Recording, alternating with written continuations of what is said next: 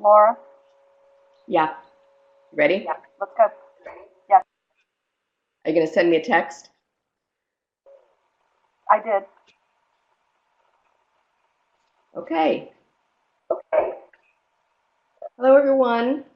Welcome to the Academy for Eating Disorders webinar entitled Therapeutic Restorative Yoga as an Adjunct Treatment and Recovery with Anne Safi-Biasetti. This webinar is sponsored by the AED Somatic and Somatically Oriented Therapy Special Interest Group. My name is Laura Weisberg. I am co-chair along with Adrienne Ressler of the Somatic and Somatically Oriented Therapy SIG, and I'm going to be your moderator this morning. If you have any questions or concerns during this webinar, please feel free to reach out directly to Dawn Gannon, Deputy Executive Director at AED Headquarters, via email at dgannon@aedweb.org. You can also reach her by dialing 703-234-4125 in the U.S. and by adding a +1 outside of the U.S. Just a couple of housekeeping items before we get started. All participants are muted with the exception of Anne and myself. This webinar is scheduled for 90 minutes and it is being recorded. It'll be posted on the AED website shortly thereafter for AED members to download at their convenience 24 hours a day, 7 days a week. In just a few minutes, Anne will begin her presentation, after which she'll answer questions from the audience. Please feel free to submit your questions to me during the presentation using the chat text box on the bottom right-hand side of your screen, and then I'll be able to read them to her when the question portion of the webinar begins.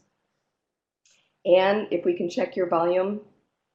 Yes, can Please you just hear say me a few okay? words. Yes, can you hear me okay? I can, if a couple of the participants can also send us a chat text so that we know that you're hearing her clearly. Great, great. All right, so thank you for letting us know. The volume seems to be okay. And I'll begin by introducing our speaker. For those who don't know her, Anne Safi-Biasetti has been a practicing psychotherapist for 25 years. She holds a PhD in transpersonal psychology and is licensed as a clinical social worker. Her doctoral work explored the role of self-compassion in eating disorder recovery. She maintains a private practice in Saratoga Springs, New York, where she specializes in embodied psychotherapy and eating disorder recovery. She's also a certified yoga teacher, yoga therapist, embodiment teacher, mindfulness and self-compassion teacher and trainer, and also an author. Her first book, Befriending Your Body, A Self-Compassionate Approach to Freeing Yourself from Disordered Eating, will be released through Shambhala Publications in spring 2018. So without any further ado, Anne, the audience is yours. Thank you, Laura, and thank you to the Academy for hosting this webinar. I'm really thrilled to be here with you all today. So I will be presenting the form of somatic intervention, therapeutic restorative yoga that I use with my clients. And before even going into the work that I do, I just wanted to go over somatic work in general and the need for alternative interventions. So I think we can all agree as clinicians that the more we understand about the complex nature of eating disorders, especially the information that we now know about the brain and the brain's role in the development and the sustainment of eating disorders, the more we understand, I think, the need for alternative and adjunct treatments to be added in at this point. So somatic interventions are gaining more and more popularity. As we know, most treatment centers, I think, today have some form of yoga involved, maybe even other forms of body work like dance therapy, and I know some others as well. Despite the fact that we have little research to support them, and I just want to talk a little bit about that the lack of research is often due to the fact that there's multiple forms of somatic intervention, and there's also variability in delivery methods. So it makes it a little difficult at times to study that way. Even forms of yoga, there are so many multiple forms, although we do have research now on yoga, and I'll talk a little bit about that later. But to me, really, what I'm hoping for is that we will get on board with some more research, preferably mixed methods, so that we can get a real understanding of the client's experience in the receive of these interventions. But the research that we do have at this point in time on yoga and trauma, I think probably the most research we have comes from the world of trauma right now, and understanding the body's role and the need to involve the body in trauma work. So right now we do have client case reports, we have case series, and we have that research that from the world of trauma and some of the yoga as well. So basically what I'm saying today is, can we take the leap together in holding this discussion about the role of the body in treatment, and kind of understanding that there's a lot going on here that we have yet to discover. And I think we're just on the brink of that, actually. So I'll talk a little bit about somatic interventions in general in eating disorder recovery and why it's so important.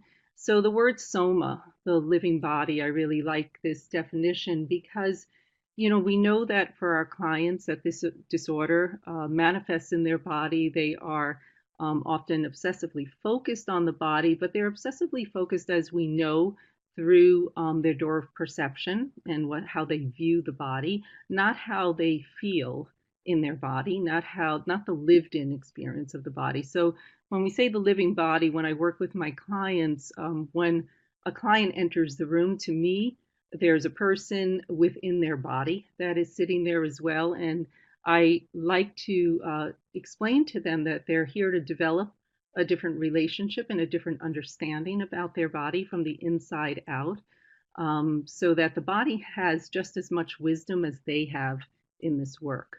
The body becomes alive in the room, basically. So there are multiple forms of somatic work that we now know of, and I've listed a couple of them there: somatic experience, Feldenkrais, Hakomi method, Rolfing, including the therapeutic restorative yoga that I'll be presenting to you today. So different styles and delivery methods, yet there's commonalities amongst them all. We all use nonverbal as well as verbal communication. We increase awareness and understanding of the mastery of emotion through sensory awareness. We work with emotional energy, bodily pain, and felt experience in the moment.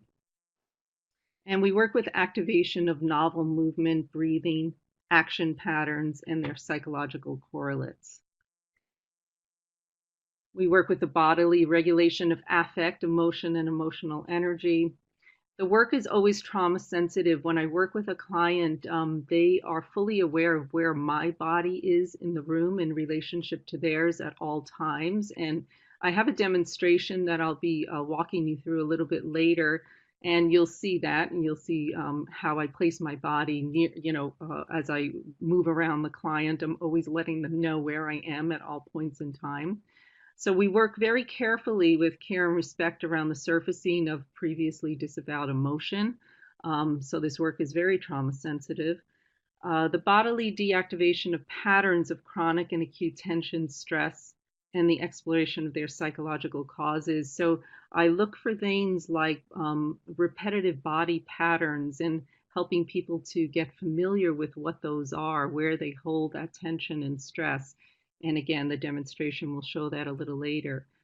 So we work with the discovery and creation of meaningful narratives around posture and gesture. And this is a very important one. And basically, all somatic psychotherapy, if we really look at it, engages the client in this word embodiment, right? The lived in the moment experience of one's body, so that we have a holistic approach going on to recovery, where there's a reintegration of self and self-development, right? So I just want to emphasize the in the moment experience, because this is just so important to our clients that are often living in great fear, which takes them either to obsessively focusing on the past, or, of course, as we know, the absolute fear of the future. So whenever we work with a body in treatment, we are working completely in the moment, which again is so important to take them out of that that place that is projecting them into the future and obsessively stuck in the past. So why is all of this important? Well, I think we can all agree that we're probably talking to our clients at all times about this slide here, this healthy body, healthy mind equals a happy life, right? That we can't have one without the other. And I think we all know that. But my emphasis here today, of course, is over here on this healthy body and what we mean by that. So, certainly many different forms of what we mean by that when we talk to our clients about the importance of nutrition, first and foremost. When we talk to our clients about weight restoration, when we talk to them about decreasing self-harming behavior to this body, right? But now I think we need to develop the conversation about what is their relationship to their body. And I don't mean the relationship of how they see it, right, through the perceptive door, but rather what does it feel like from the inside out? So when beginning to develop through somatic work, we're beginning to develop a conversation about things that they don't often think about. We know we would love our clients to understand their feelings and their thoughts and sort of how does that make them feel in general, but do they really understand what a feeling and thought actually feels like in their body, how that manifests for them? And this is such an important conversation to have because I tell my clients all the time that they're there to build a whole new relationship and communication with their body so that when they develop that relationship and that communication, that they can understand what's happening in the mind. They can understand that thoughts are related to their bodily sensations, that bodily sensations often create certain thoughts for them. And so it's so important to develop an internal relationship with this body.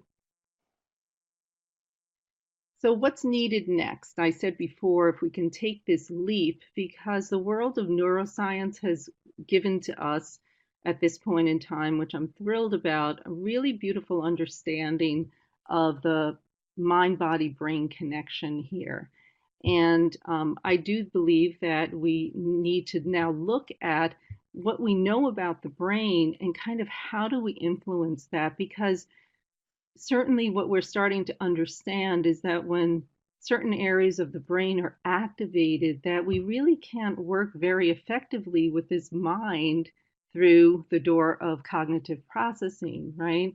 So we need to have other interventions that start influencing the areas of the brain that are in an active state or in a non-active state when someone is in a sympathetic response, when someone's in that trauma response, as we know most of our clients are through this disorder. And so the conversation starts to now develop around these three together.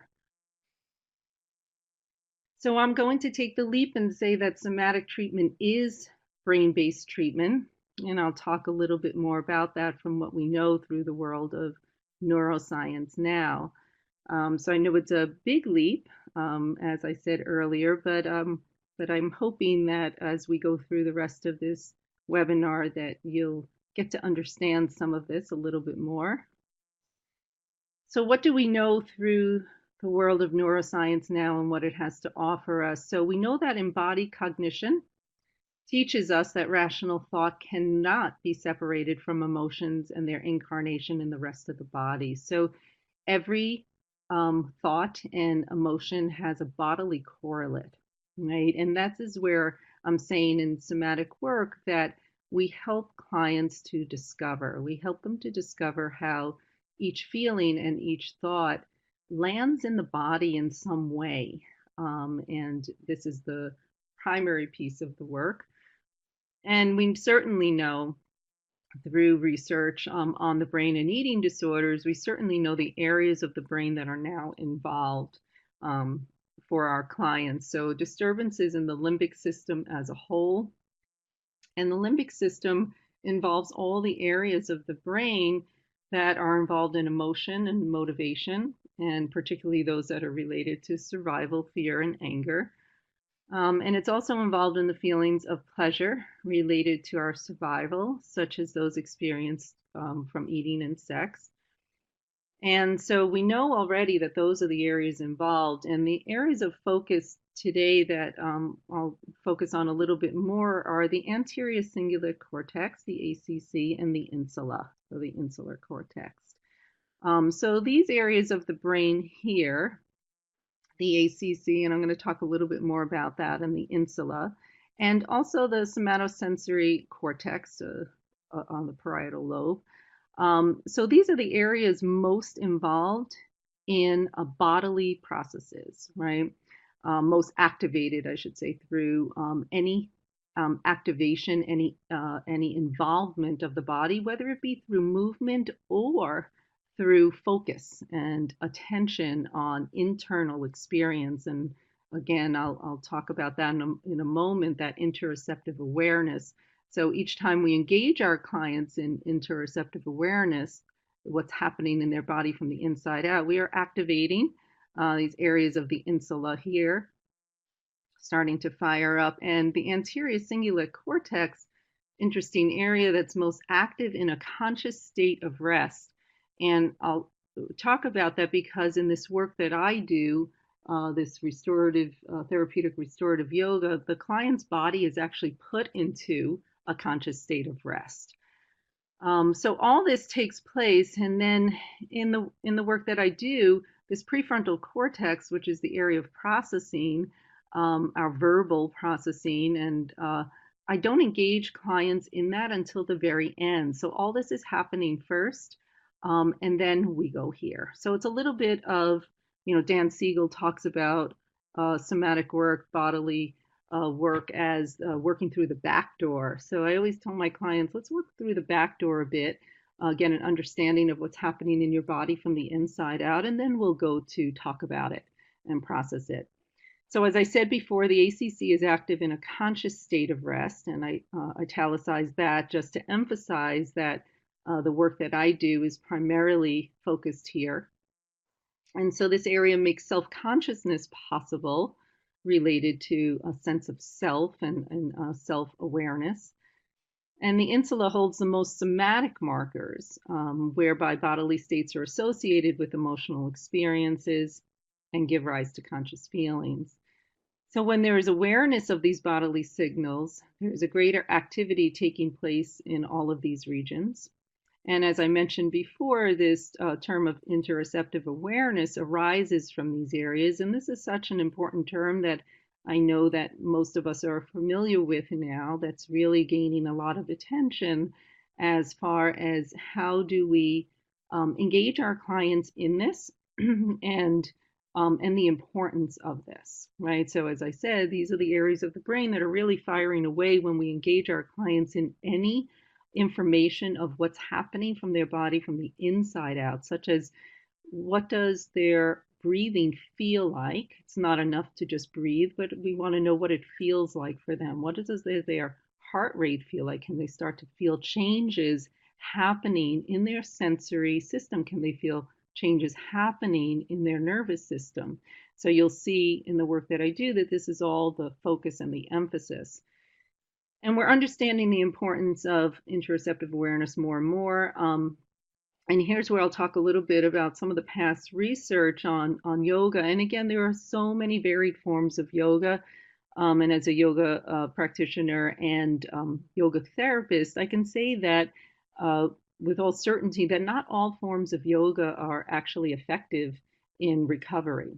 So the past studies, what they've emphasized the most is that the forms of yoga that are most helpful are those that are slow moving in the body, and those that include a body-mind awareness, meaning that the person teaching it, the yoga teacher, is emphasizing how someone is feeling in their body in the moment.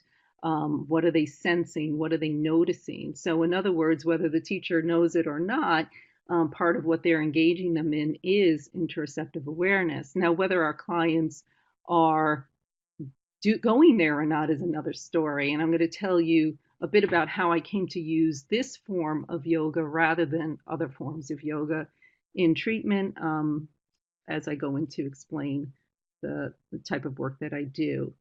So again, the past studies emphasize that it has to be this emphasis on the mind-body connection for it to really have any kind of lasting effect. We also know that previous studies in interoceptive awareness focus on that the more aware a person is of their ongoing bodily processes, the more successful they become in regulating their emotions in response to negative affect over time. And sensitivity, another study with sensitivity of cardiac IA was positively related to awareness of other bodily signals like hunger. So these are such really, really rich work now in understanding the relationship to why this is important for our clients, right? Because this is all the work that we're actually trying to have them do along their path of recovery. And to me, the more that they what I have noticed with my own clients is the more that they become very aware of their interoceptive awareness, this internal awareness with the body, that the more their recovery can be sustained.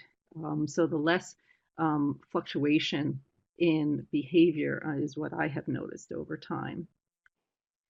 So I'm going to go into now the work that I do, and I'll talk a little bit about therapeutic restorative yoga.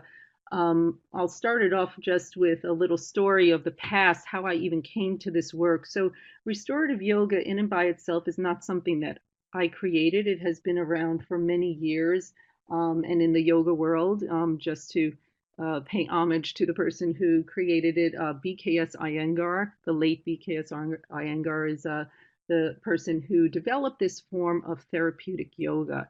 It was actually developed as a form of medicine years ago in India, and certainly then came here to the States and is used in various forms. Now, I developed this form in the use of working with my clients with eating disorders about 10 years ago.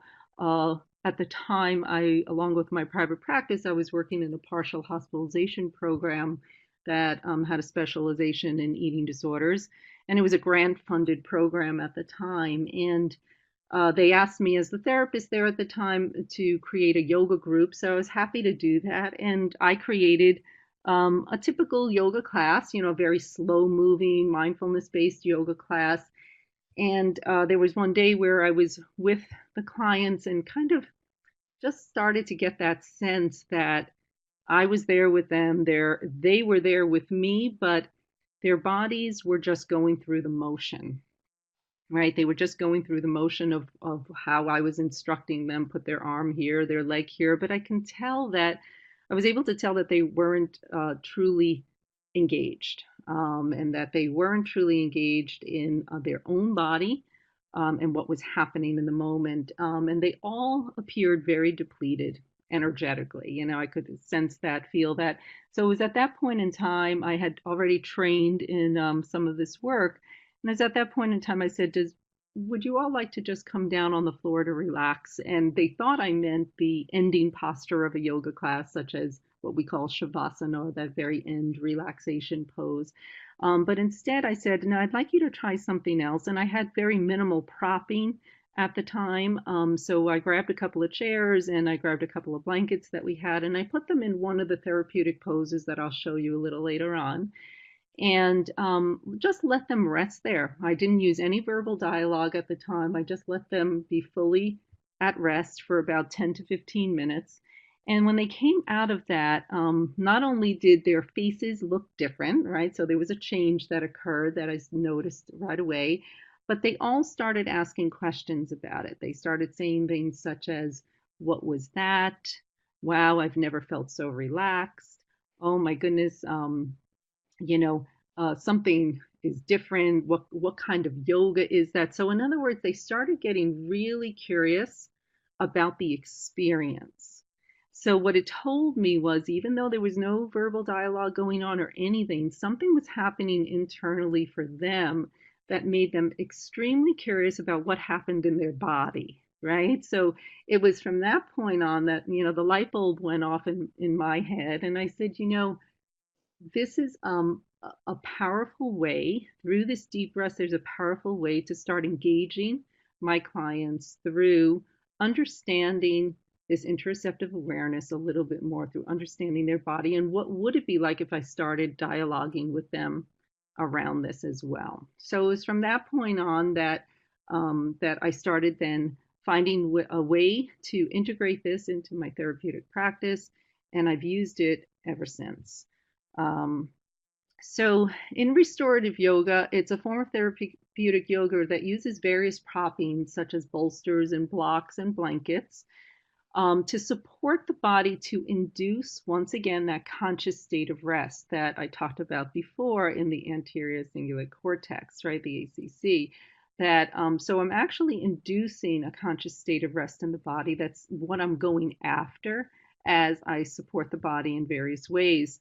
So there's very specific and strategic placement of the propping around someone's body, primarily targeting the spine and the hips and the joints. And the reason that we do that is so the neuromuscular system can relax. So the body is at a complete ease most of the time. And there's an activation of the functioning of the deeper regulatory levels of the autonomic nervous system.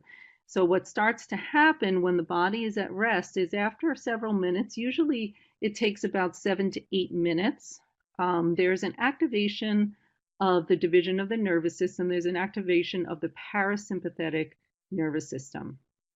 So all of a sudden, people start to feel some more ease in the body develop. Things like heart rate begin to shift up. Rate of respiration, the way they are breathing starts to change. Everything begins to slow down and regulate a little bit more. It's heavily focused on sensory awareness and sensory integration, and I'll show you that a little later on when I show you some of the propping that I use. I use a lot of weighted sandbags in the work. Sometimes I use a weighted blanket. I use things like eye pillows as well, but I use them on different areas of the body, such as the hands, sometimes the feet, things like that. And all of these sensory integrative methods are used for deeper embodied recognition and awareness. So there's an emphasis that's paid on this deeper level of the nervous system before any cognitive processing. As I mentioned before to you, I work with it. I'm just going to go back for a moment to this slide. So I work with these areas first, stimulating these regions of the brain first, before I go into any cognitive processing.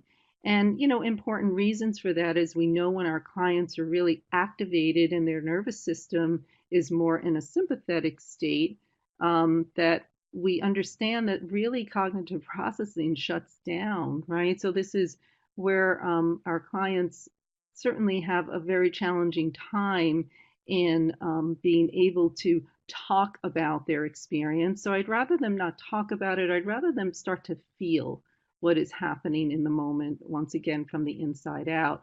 So I just want to go over this just a bit. I think we're probably all familiar with these divisions of the nervous system. And most of our clients are here. I think we can certainly understand and know that by nature of self-harming behavior in any way, by nature of an eating disorder, that this is what's happening in the body. They're often in a fight-flight response, especially when there's a trauma background as well. And this is why therapeutic restorative yoga is called the practice of resting and digesting, because it purposely manipulates this response, this parasympathetic response, which is all about resting and digesting in the body. So it's all these areas that start to become affected through the manipulation of the nerves of the spinal column. So starting at the cranial nerves, into the thoracic, and into the lumbar and the sacral nerves. So you can clearly see, and I'll try and point this out to you in the demonstration, you can clearly see how all of a sudden this starts to change up heartbeat begins to slow down. They have a whole different sense of breathing starting to happen. Most of my clients report things like, I don't think I've ever breathed that way before. I don't think I've ever felt my breath, right? Because most of them are often in a very short, quick breathing place where their respiration is very quick. And here we start to notice that rate of respiration really slow down. And the other thing that happens, I mean, one of the responses that I received over time in doing that group at the partial hospitalization program was people started reporting to me things like pulling me aside the next day saying it was very strange, but after that class, I started going to the bathroom. So we know things like sluggish bowel and what have you. So we begin to stimulate actually areas of the stomach and the intestines. So interesting things happen from the inside out that they're starting to notice, which is just so important for our clients who have been so afraid to go near these bodies, right? So the results and the benefits are very visible and also very much heard from client reports. So there's that activation of the parasympathetic response. They can feel these results in the body. These are some of the reports. And also when they've been in these poses for a long enough time, they can also start to feel the results in their mind, meaning that over time when the body is at rest, eventually the thoughts begin to slow down as well. So they don't have to put so much effort into that for that to happen. It starts to happen once again over time. So there's a great teaching of embodiment here, as I said before, really in this state of rest. There's this beautiful teaching of embodiment. What is it like to be in my body in this way? And then actually even more important, I think, is this statement of, did I do that? They're actually speaking to self-agency, right? So when those clients in the group said to me, what was that? How did I go from feeling so depleted to feeling more awake now, more alive? How did I go from feeling so anxious to actually calming down in just a few minutes? So all of a sudden they're recognizing that it wasn't something that I did or said or what have you, but rather it was something that came from inside of them. Very powerful place, when we're talking about how do our clients begin to self-empower, right? So a really beautiful feeling of self-agency, like, wait a minute, you mean I did this inside my body without actually doing so much effort and work, right? It's a very interesting place for them to be. So of course, this teaching of interoceptive awareness, as I said, what happens in my body from the inside out? We're now having this conversation. So when I put my clients in these poses and then we talk about it after and process after, very interesting all of a sudden our conversation has shifted. It has shifted from, what their thighs look like to actually what they started noticing happening inside their body. So it's a much more truthful experience, and as I said, a much more in the moment experience. There's also this wonderful teaching of meta representation, what feelings and thoughts feel like in the body and their meaning and connection. So there's that embodied cognition once again. So this meta representation, I'll show you a little later on again in the demonstration, is this piece of them recognizing feelings and thoughts and beginning to make some associations to them. And again, I don't talk about what those are in the moment. I stay focused on just the observation of that meaning and connection, and then we'll talk a little bit about it once they are out of the somatic experience, out of the pose. There's also the teaching of distress tolerance and emotional regulation. Because what happens here is as they are in this conscious state of rest, they're starting to notice the fluctuation of sensations. So this window of tolerance begins. I've had many times where when someone first comes into something, especially when I'm using some of those sensory integration pieces like the sandbags, Sometimes someone will say something like, "Oh, I don't really like that sensation," and I'll have them be with it a bit. I'll engage them in the dialogue that I'll show you later, and then over time, what they start to notice is as the rest of their body is calming, that they're able to tolerate that sensation that they first thought they couldn't tolerate. So this is a beautiful opening into this window of tolerance, and to understand that sensation and feelings are impermanent, right? They come and they go, they don't last. Such a giant piece for our clients who believe that nothing will change unless they can control it in some way, right? So here it is, they're in sort of this surrendered experience of witnessing emotions and sensations and even thoughts come and go. So there's this lovely connection of emotional states to body sensation and body patterns. And over time, what I've noticed is my clients have reported a noticeable shift in their emotional reactivity, their connection to body awareness and nervous system changes. And I just want to give a little case example of this that just happened about a month ago when I actually had my client's permission when I presented this work at Renfrew back in November. He gave me permission to use this case example around this because I thought it was a really lovely case example. So I've been working with this client for a couple of years. He has struggled with a binge eating disorder for most of his adult life.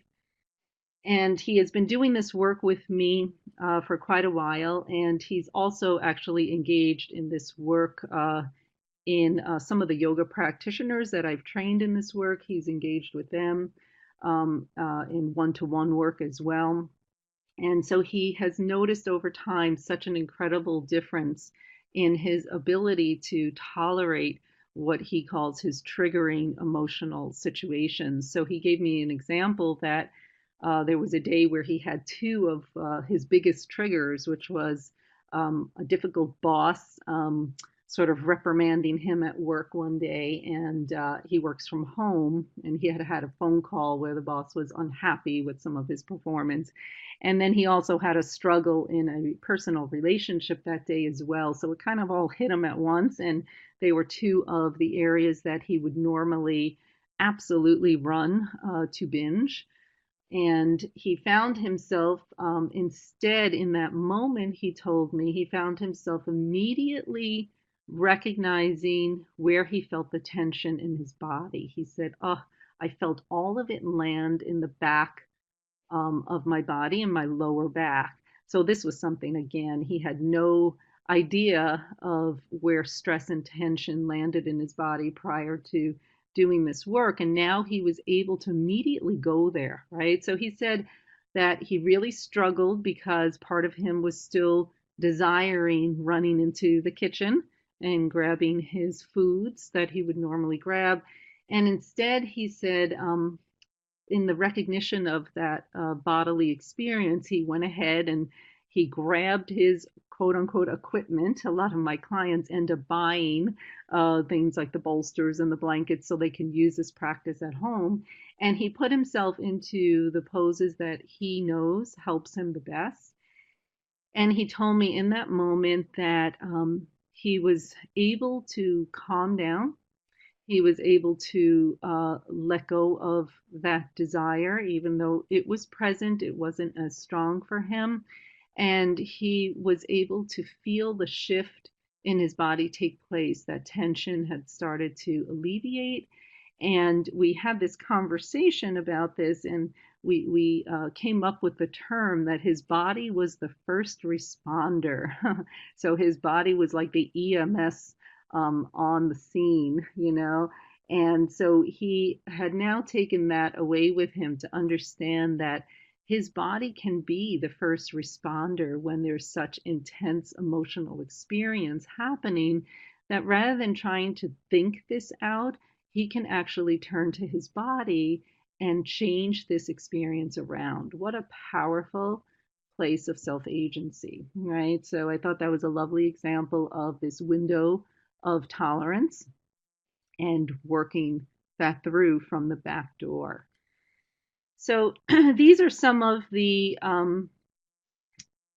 statements that I've heard from my clients along the way about embodied awareness or the building of this interoceptive awareness. So here's a phrase, this piece of "I have a body" and a client's quote underneath that. So restorative yoga delicately introduced me to my body, and I think that that's a beautiful quote, and I use that to just show that this work is very, again, trauma sensitive, and it introduces someone to what's happening in their body from the inside out in a very delicate manner. So it's not introducing them to something that they can handle, in other words. So the in the moment experience allows them to very calmly and compassionately work with what they're noticing. So is there another way to be in this body? This is a very interesting one when clients start to notice that they are emotionally upset, but their body has turned into feeling relaxed. Now, that is just tremendous, right? Because most of our clients cannot be in that experience, right? They're always in more of a duality, right? That I'm either upset or not upset. And it's so difficult for them to understand that they can be emotionally upset about something, but they can actually create a different experience in their body, right? They can actually help their nervous system to unwind even when they're feeling emotionally upset. So very powerful. Resting in ease. I am exhausted. My body is depleted. It feels good to rest. I have a client who struggles with anorexia, and she purges through excessive exercise and is always pushing her body, usually about 6 days a week, in intense aerobic activity. And she told me that she didn't think she would ever be able to just rest, but she had this a huge awareness in the restorative work where she's recognized how depleted her body actually was. And she said, it felt really good to rest. And this is a college student, and she's someone who now is substituting a couple of her days a week of aerobic activity with this practice, which is really a wonderful progression, right? So awareness of the sensory experience. My body feels light in one area and heavy in another. I can feel my breath change up. I can feel my heartbeat change. I can feel my energy shift. So these are all words of interoceptive awareness. And this one in particular, you'll see this happens in the demonstration. This feeling, this often happens for people, that they can start noticing how their body feels one way. One part of their body feels light, one part of their body feels heavy, one part of their body feels tense, one part of their body feels loose. Again, such wonderful awareness for them to understand that multiple things can exist in their body at the same time, right? So, so important, because I think we've all been in the experience of a client struggling with anorexia saying, I just feel so heavy. I just feel so bloated, right? And that it takes over their entire perceptive experience. In the meantime, when we engage them in this somatic work, they can understand that, wait a minute, not all of me actually feels that way. So it's a different self-concept starts to occur. So there's increased awareness of habitual body patterns. I recently had someone in one of these poses, and she came to the recognition of how she feels open, vulnerable, yet strong. And she said, I'm usually rounded, closed, and feel weak. So this whole vulnerable yet strong thing really blew her away, because she never believed that she could feel open and vulnerable in her body, but yet feel really strong. So that was another just tremendous awareness. So I want to go into some of what these things even look like, right? What these poses even look like. And I'm just going to briefly go through this because you'll see more in the demonstration. But so I use things like different back bends and twists. Remember, we're working with the spine. So this is the pose actually that I'm going to be showing you in the demonstration. This is just a simple chest opener through working with support of the thoracic spine. This is a simple twist that I use with clients. Very good for anxiety reduction, but it's working with the entire length of the spine. I move into poses around the hips and the pelvis. And this is actually the same pose in just two different angles here. So again, these poses that begin to work with different areas of the organs below the heart is really what we're concentrating on the most in restorative work. And then I work with poses that address adrenal and digestive stabilization. So this is actually the pose, this chair pose is actually the one that I used with the clients in the partial hospitalization program that came out and said, what was that? I want to know what's happening. And it's a very interesting pose. These two, when clients are in them, you hear their stomachs going a little wild there. Digestion is clearly taking place, and they can feel that too. And it's very interesting for them because they cannot ignore, for my clients that are suffering with anorexia, they cannot ignore actually the body's signal of hunger in these poses. You start to hear their stomachs really growl, and and then what it's like for them to actually feel that and hear that and be with that. We go into a whole dialogue around that. So these are some of the poses that I use, and when I use them are at different times in recovery.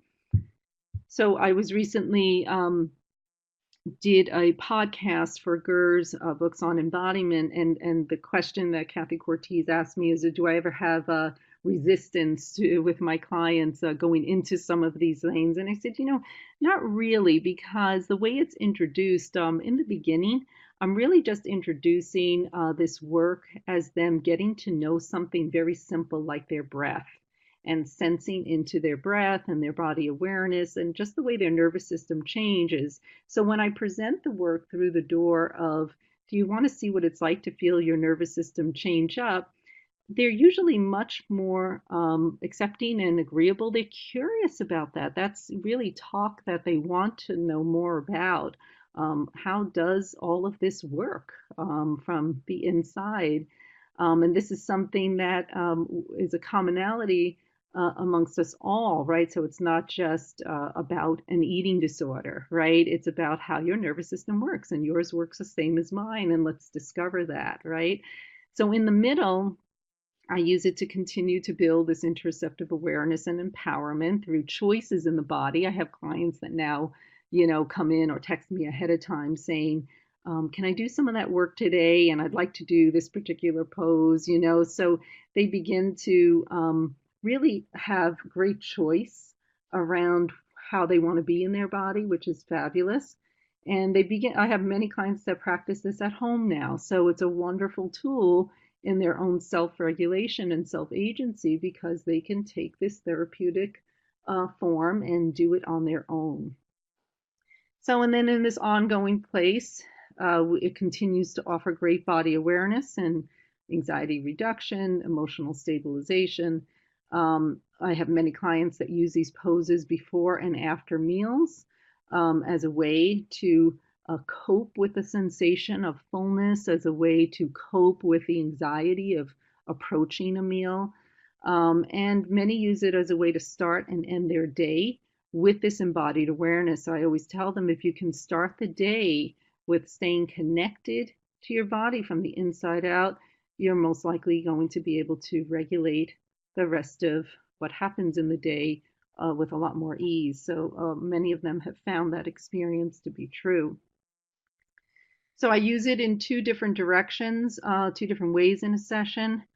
I use it for either direct nervous system change, anxiety reduction, and reduction and breath regulation, as I mentioned, or I use it in the way that I'll show you in the demonstration now, which is to increase awareness and connection to sensory changes, and also this meta representation in the body. So we use it through the door of verbal dialogue that is specific. I developed a very specific verbal dialogue that I use with my clients to highlight these sensory changes and this meta representation.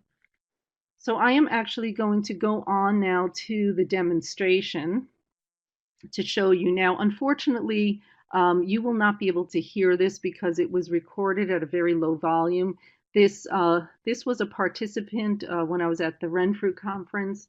I did a live demonstration and I asked for a participant from the audience, and this woman was lovely to agree and then also gave me permission to use this demonstration here today with you all.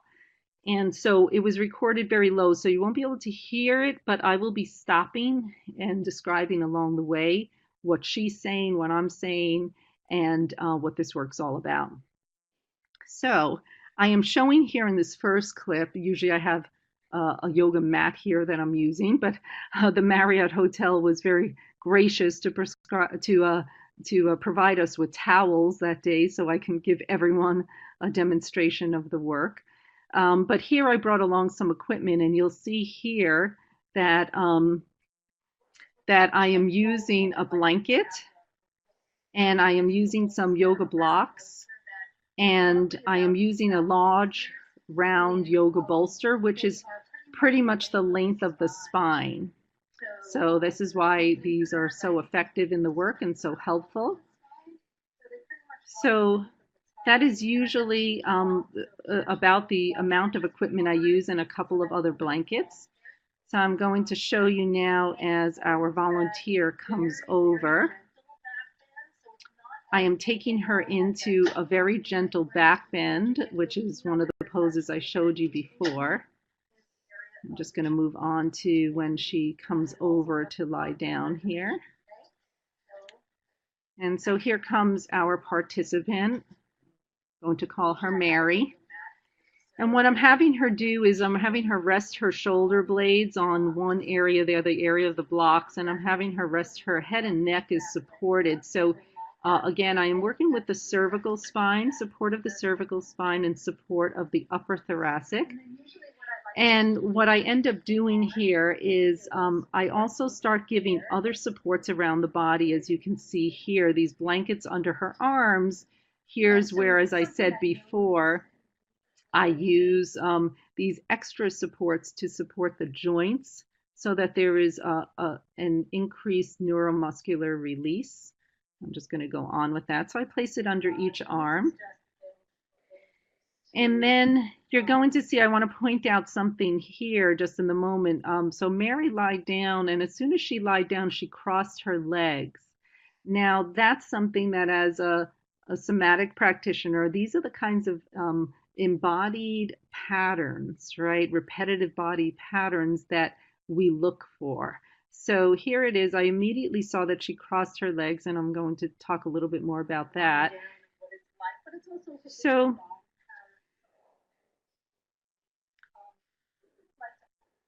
what I say to her is, because I noticed that crossing of the legs, I say to her, see what it's like to uncross your legs. So she goes ahead and does that. And I ask her, can you tell me what that's like to just uncross the legs?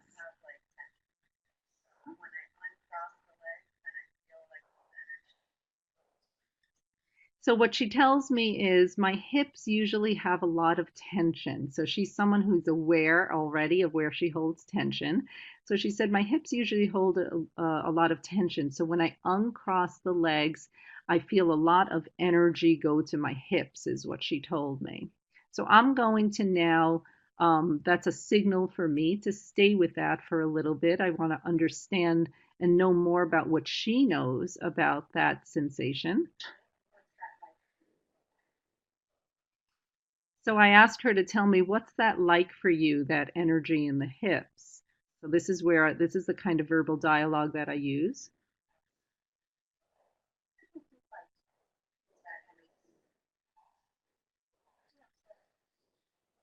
So I asked her what that's like, and she said, what does it feel like? I said, yeah, just describe to me. I asked the clients to describe the sensation to me. So she tells me, it feels tingly. It feels very tingly in my hips. Okay, so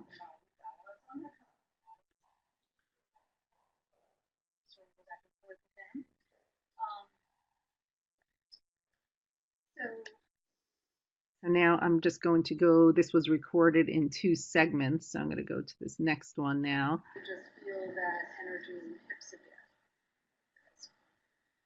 So I check in again with her about the energy in the hips because again, I'm not just going to assume that a sensation remains, right? Because as I mentioned before, sensations come and go, and this is what we want to highlight to our clients' awareness. So I'm checking in again with her I asked her to check in again and see if that sensation in the hips is the same. Okay, doesn't bother you in any way. Okay, good. So And she tells me at that point that it's okay, it's not really bothering her.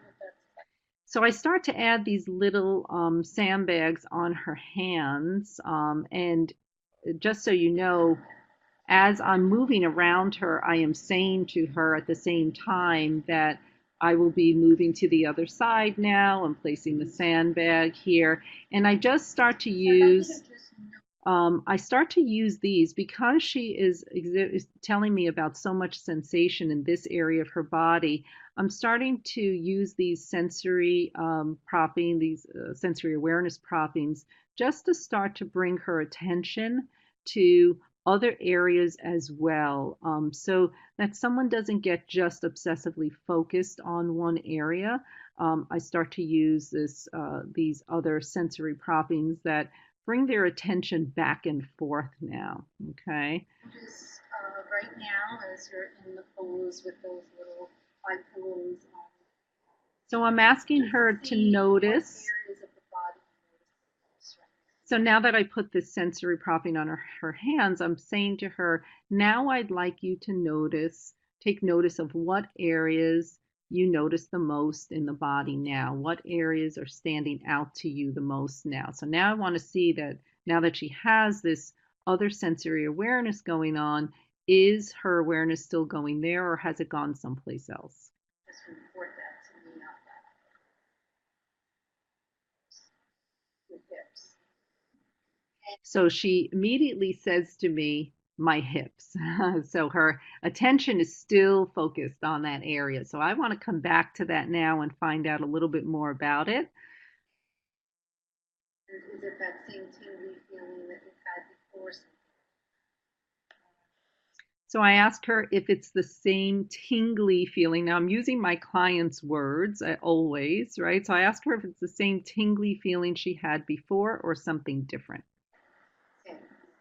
And she says it's the May same. I place another propping? So now that she says it's the same, I am asking her now if I have permission to place another propping across her hips, and that would be this sandbag here. It's a weighted sandbag. It's about 5-6 pounds. And I ask her if I can place that, if I have the permission to place that across her body. Again, hands off, just using this propping. And she tells me yes. And part of the reason I'm doing that is because I want to see what happens when I increase her attention to that area for a moment. The area of your hips. So she tells me, sure, I can go ahead and do that. I explain to her what it is as trauma sensitive once again. And then I ask her, what is that like? What does she notice now?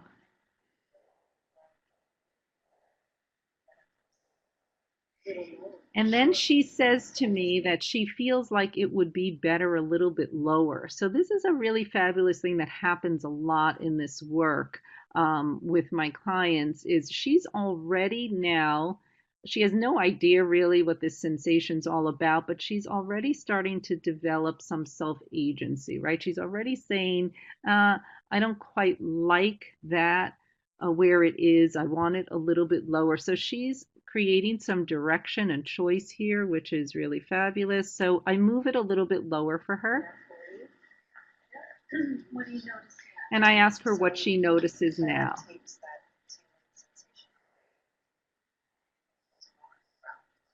And she says to me, well, that takes that tingly sensation away altogether, and I feel more grounded. So now I have a new word. I have not heard her say that word before. I have not heard her say the word grounded. So I am going to focus now on that new word because she had a new association with sensation, right? And I want to know more about that. So I ask her. So it takes the tingly sensation away I ask her to tell me about grounded, the sensation of grounded. I'm asking her to describe it.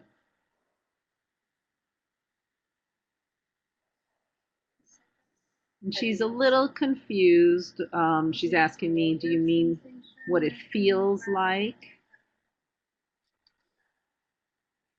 So she's wondering, she's not quite sure here, and this happens a lot, especially when I'm directing clients to an area that they're not familiar with.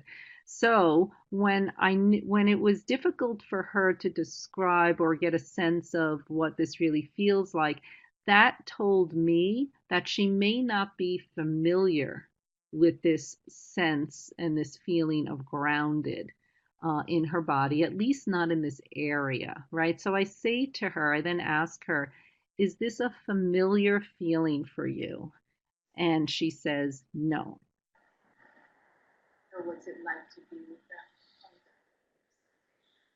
So when she tells me no, I then ask her, what's it like to be with an unfamiliar sensation, right? So this is where we start to move into the window of tolerance, because this is something new. And we know for our clients that to experience something new, especially in the body, can be quite anxiety producing. So I need to check in and make sure that she is doing okay with this and able to be with this. So I go on a little further. And she tells me it feels okay. So when I hear from my clients in this work that something in their body feels just okay, I know that they are quote unquote dealing with it, okay? Meaning that they're not saying, oh, that feels so good, that feels wonderful. They're actually developing some tolerance, right? When they say something's okay, they're actually developing some tolerance around it. So I want to leave her with that, but now I'm going to start moving in another direction. Is there any parts of your body that feel different than that? So I ask her, are there any parts of her body that feel different than that? So different than just okay? Because I want to know at this point, remember, this pose is primarily inducing a relaxation response through the upper half of her body. She's been so focused here, but I want to know what's happening in other areas. So I ask her if there's any other area of her body that feels different than that. That grounded, chest feels like chest feels.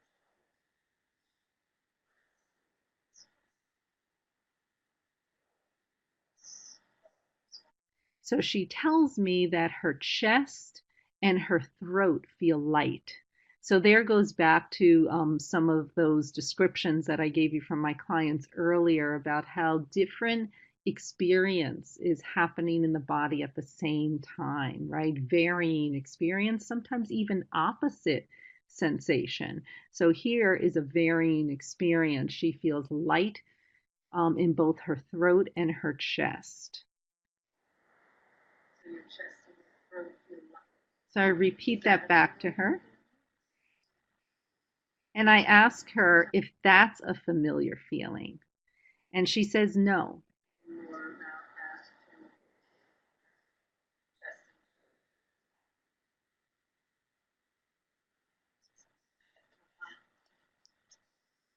it's familiar. Oh, I apologize. She actually said that that was a familiar feeling for her.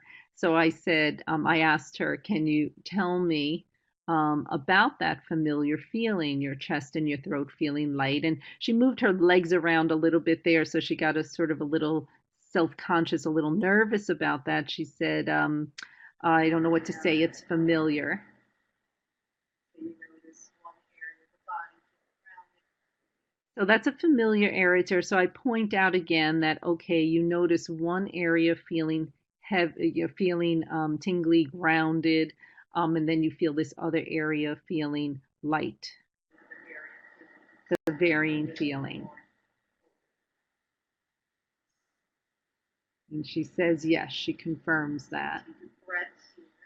So now I ask her to start to take a breath, because now that I know that she is feeling very familiar, which tells me she's feeling safer in this feeling, right? This light and open feeling, even though this is just okay. I want her to experience this varying sensation and see if she can actually relax into all of these variations, these seemingly opposites, right? So when I ask her to take a breath, one of the things she automatically does is she closes the eyes. I did not ask her to do that, but she went ahead and did that. So I'm asking her now to just notice her breath and see what she notices about it, just through her own internal experience.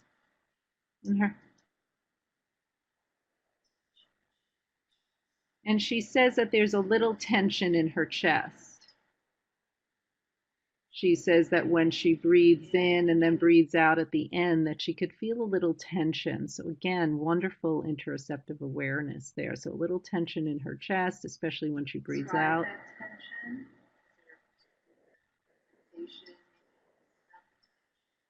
And I'm asking her if there's any particular sensation she notices around that tension, if she wants to describe that to me a little more.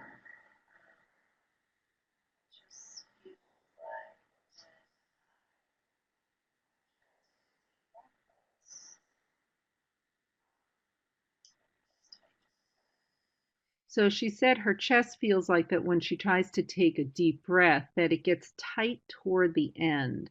So what that started telling me when she said when I try to take a deep breath, it started telling me that she may be forcing the experience of the breath, right? So when I try to take a deep breath, so I really heavily pay attention to the words my clients are using. So now I respond. I repeat her words back to her, of course, with each time. And then I say to her, see what it's like to not force the breath, but to rather just let her body breathe right now. And all of a sudden, I see a different change up in her experience. And I ask her what she notices. And she says it's easier that way. So there it is, another huge recognition for our clients, right? Is that when they don't force their body to be a certain way, things actually get easier. I mean, that's a tremendous embodied recognition that I would take note of. And when she's out of this experience, I would cognitively process that with her from a very relaxed nervous system state, because that's an awareness I'd really want to keep alive with her. So now that she says it's easier, I let her be in this. And of course, I was on a time constraint. So I asked her what she's noticing.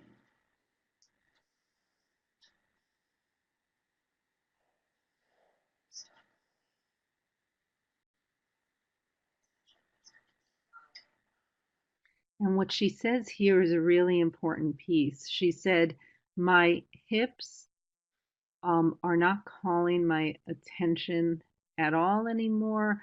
The sensation has completely gone away. Now, we don't know, in fact, if that sensation has completely gone away or if she has now focused on this area more, and so that she has now let go of what wasn't so okay for her.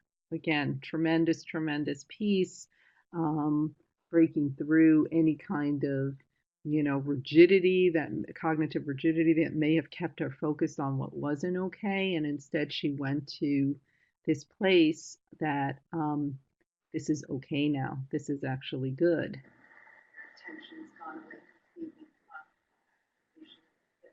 And you can see how relaxed she is looking now.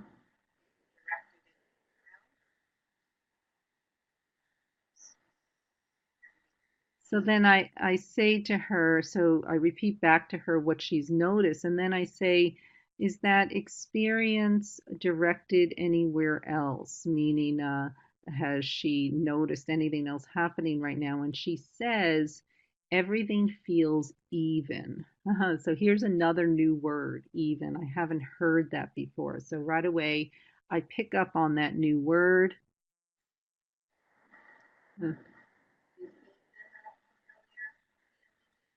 And I ask her if even is a familiar feeling for her to have in her body. And now she goes into a meta-representative place. She goes into some, I'm sorry, let me get back to this. She goes back to, let me get back to where we were here. Let's see.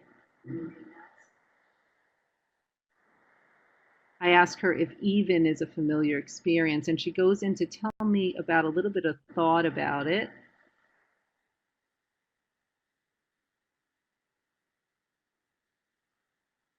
I just want to make sure I'm at the right place here where I left it off.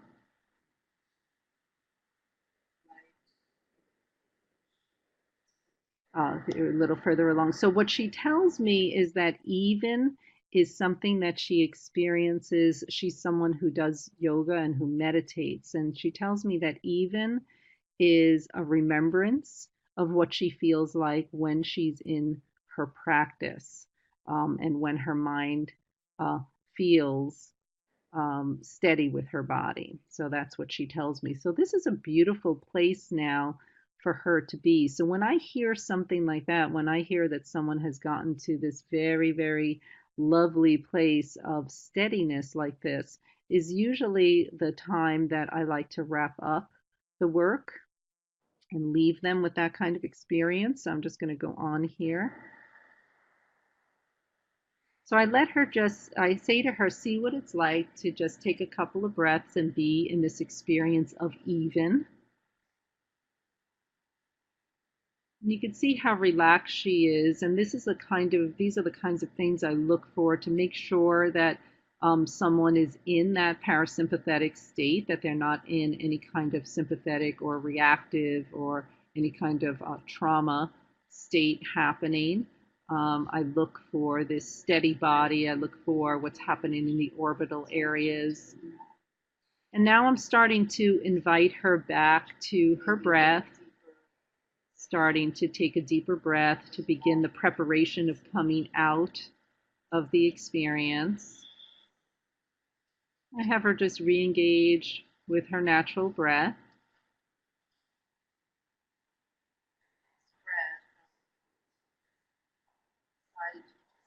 And then I tell her that with her next breath, I'm going to move beside her again and start to remove the sensory proppings. And I purposely and very consciously remove them with ease. I never just quickly remove a propping. I remove it very slowly, starting with where I place them first. And I remove them from that direction, from first to last.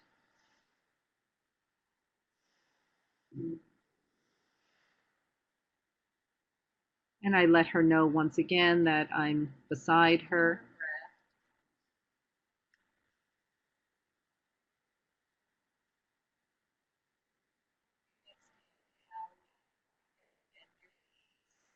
So I prep her body for coming out of the pose effectively. So I have her bend her knees. And then I ask her to roll to whatever side she wishes, right or left, whatever is more comfortable to her.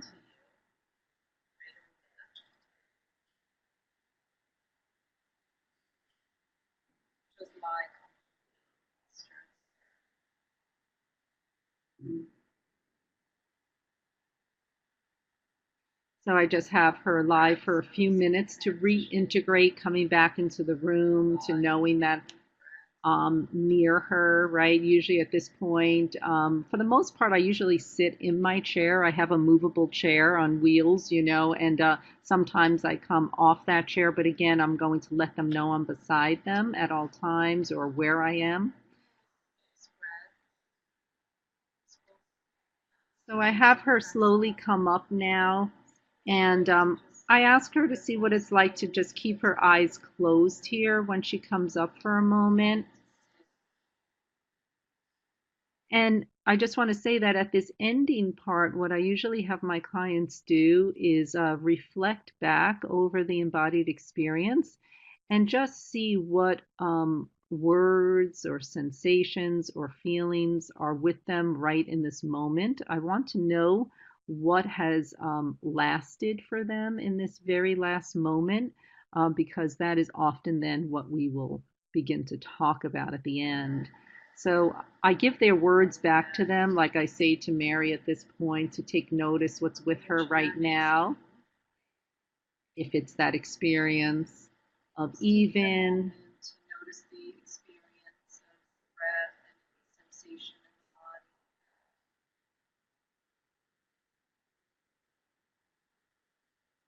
Maybe if there's even a couple of words that come to mind. So I ask her if there's even a couple of words that come to mind right now about the experience right now in the moment. Anything that's still with her. I ask her to just notice all of this.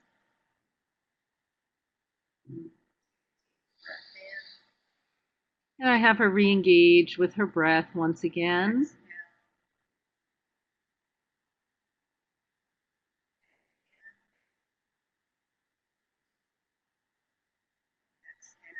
And I tell my clients that when they open their eyes, I just let them know that I am sitting beside them, that they're coming back into the room. Again, a very trauma sensitive piece.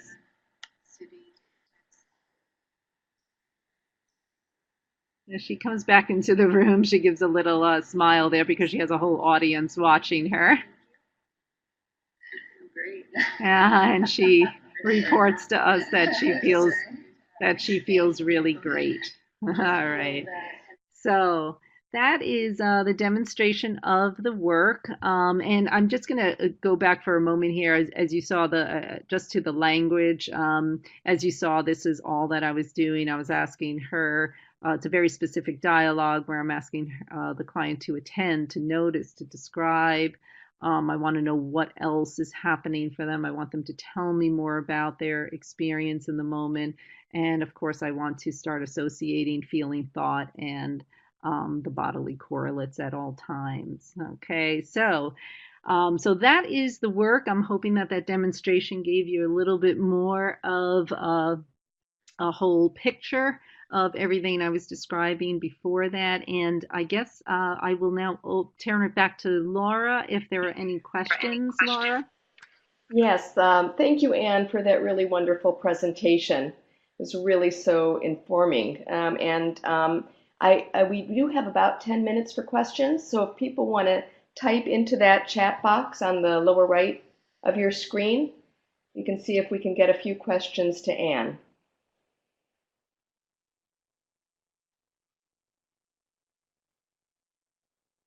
And would you want to say a little bit more about the languaging? I know you have said that it's a really important component. Yes, yeah. So, the languaging. If I'll go back to actually that slide for a moment.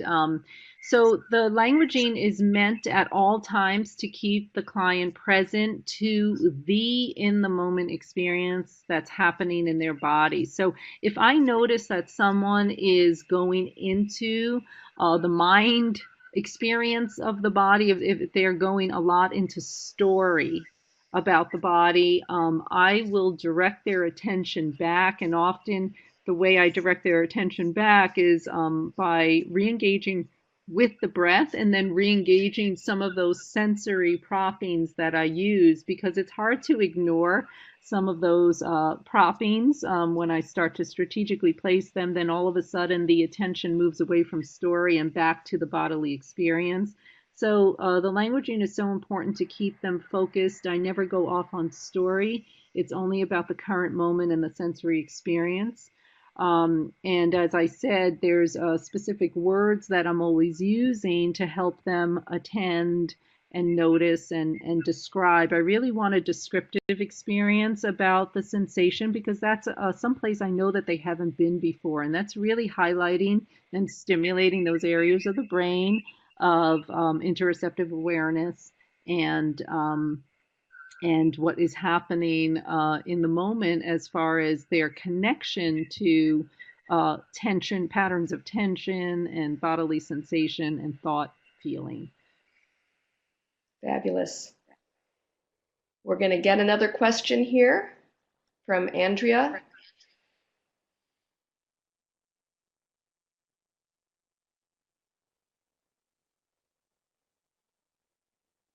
And we'll just give her a moment to finish typing.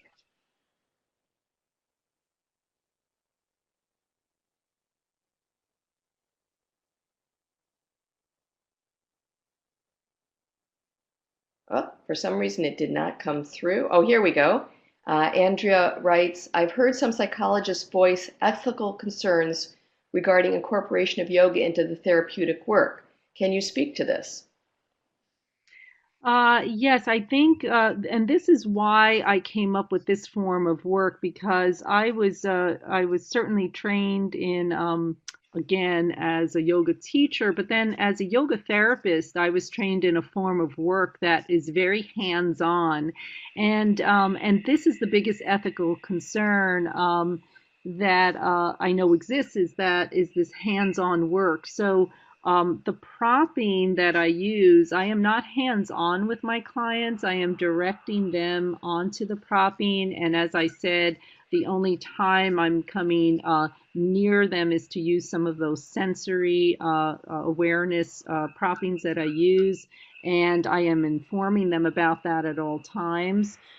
So the ethical considerations tend to be around the hands-on work, and I do not use that with my clients. And if I do the work of a full yoga therapy session, different than this work, I do not do it with my clients. I only take other people's clients for that when I am doing full hands-on work. So this is why I developed this form, so that I can integrate it into my psychotherapy sessions as a hands-off approach. And Andrea's gonna, oh, she says, excellent and thank you. I'm aware we have another few minutes if there are some more questions.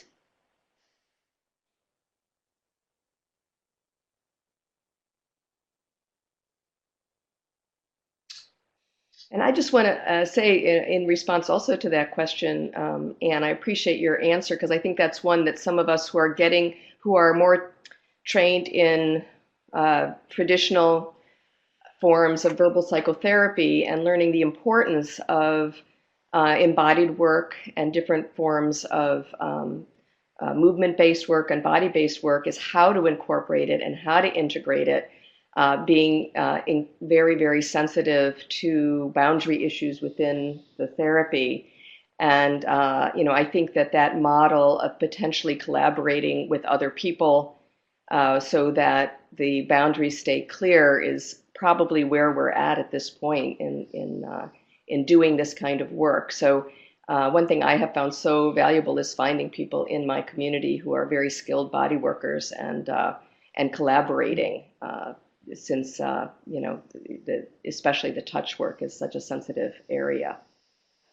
Yes, exactly. And that is why sometimes what happens is, after my clients experience this form of the work with me, and if they want to explore it further, meaning if they want to really move into, let's say, a full restorative session that doesn't include the verbal dialogue that I use, then I actually refer them to, there's many people in the community that I've trained in just the restorative work. They're yoga teachers, and I've trained them to just offer the experience of relaxation in the body. And so I certainly refer my clients to them. And then my clients come back and have a lot to say about their experience, and we can still process that, Yeah, that makes a lot of sense. Well, I'm aware, let's see. Well, actually, we do still have a few more minutes. Any other thoughts from people who are listening? Comments, their own experiences that they'd like to share about somatic work, Anne's work specifically?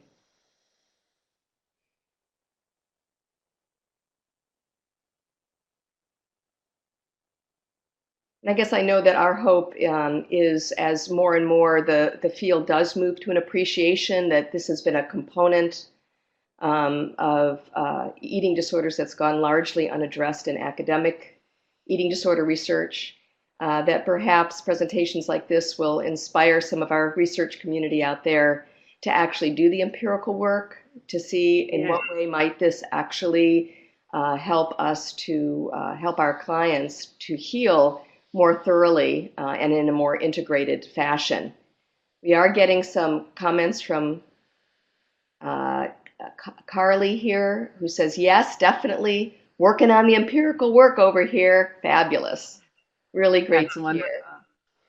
And, you know, I just wanted to make a comment about that, Laura, on the piece of what I really love about the restorative work in the form that I train it in, and especially is this work actually can be easily studied and as this particular form of yoga because of the fact that I train everyone the same. So in other words, these poses are trained to be given consistently in the same format all the time. And the verbal dialogue certainly is something that can be absolutely trained as well. So this is, you know, this form of yoga can be replicated, which is a really neat thing to understand about it, different from other forms of hatha yoga, which have such variation. Wonderful. And we did get another comment from Carly about what an excellent presentation it was. Abigail, and we just have another couple quick minutes. Abigail says, I have a client whom I've been referred for Feldenkrais work, and it's been important reinforcement to the psychotherapy work. And it's so important to process the experience during or after the fact. Yes, yes, absolutely. And that's really what I find with my clients is the most helpful is that I have that moment right then and there for us to, once they are out of that embodied experience, to be able to integrate it right in that moment is a huge piece. And here we have, I'm not sure who sent this, but oh, maybe it's another part of Abigail's, I'm not sure. Training using your dialogue. Have you run into any resistance from interventionists? We just ran an intervention and had some potential issues with the instructors, interventionists feeling stifled from a research protocol. Any thoughts about that? Hmm. Um, haven't run into that as of yet. I think what is gives a lot of space in this work is that the exact verbal dialogue is used in the moment, and then certainly when someone comes out of it, then obviously the practitioner, the therapist is able to use their own, of course, you know, creative way to process that with the client. It's only during the moment that that I do believe that this specific form of verbal dialogue needs to be used in a specific delivery to keep the client in that very direct, in the moment experience. Great. And there's one more question from Ray, who says she would love to start incorporating this work. However, we are having trouble making a case for this therapeutic work to insurance companies. Oops, it moved off the screen. And I guess the question was sort of, have you, you know, like what's been your experience with that? Well, when I am offering a full hands-on yoga therapy session that someone has referred a client to me, I do not bill through insurance for that because they do not recognize or approve of, you know, hands-on somatic work. Um, Within the incorporation of this within my sessions, to me, it's like the incorporation of any other work like mindfulness, or if we are incorporating skills of concentrated focus and attention through meditation. So really, this is an embodied, you know, an embodied informed psychotherapy is what I like to call it. I actually call this work mindfulness based embodiment. I actually have formulated that and trademarked that piece, you know, as a form of intervention that I use with my clients, just like there's no particular real piece of mindfulness psychotherapy. It's mindfulness informed psychotherapy, which is also what I do. Well, that's very helpful, and clearly we have more work to do with the insurance companies as well. One last comment before we go. Jen sums it up very well by saying thank you for this informative webinar. She herself has been teaching us restorative yoga for a few years and will be starting graduate school, so that's wonderful. Hopefully, we'll have more and more people really interested in learning this model and helping our clients. So again, thank you so much, Anne, for this wonderful presentation. You talk about this in your book? Well, my book, even though my research was on self-compassion, the non-sought after piece that came out tremendous through the research was embodiment. So yes, the whole book in every single chapter includes embodied practices that people can engage in. Some of them are the restorative work, but others are just embodied reflections and experience that people can go into. So yes, the book is all about using the body and self-compassion as primary tools in recovery, supporting Wonderful. recovery. Well, I'm afraid that we are going to have to stop here, but I'd like to thank all the people who attended, and thank you again, Anne. Thank you so much for this opportunity. It was lovely to be here.